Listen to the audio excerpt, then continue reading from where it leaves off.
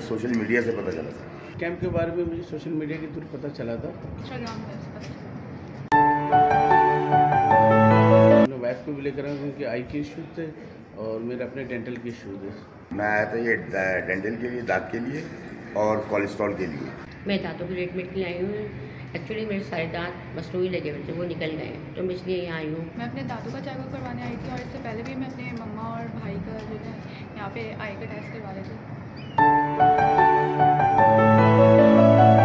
अल-रियाद hospital में एक तो डिस्काउंट बहुत अच्छी है, दूसरा इसके अंदर जो डॉक्टर्स वगैरह हैं बहुत अच्छे स्पेशलिस्ट डॉक्टर्स हैं, जिन्होंने आने के बाद मुझे इनसे बड़े मुतमिन हुए और डॉक्टर ने अच्छी तरीके से मुझे गाइड की गई। बिल्कुल मुतमईन हूँ और यहाँ पर फ्री जो है ना इलाज होता है। बहुत बेहतर हुआ। अल्लाह का शुक्र है, रियाज के अंदर बहुत बेहतर मुझे लगा। तकरीबन मैं आज आते हुए 10 साल हुए हैं यहाँ पे। हम लोग को कोई मेडिकल प्रॉब्लम होती है हम यहीं आते हैं।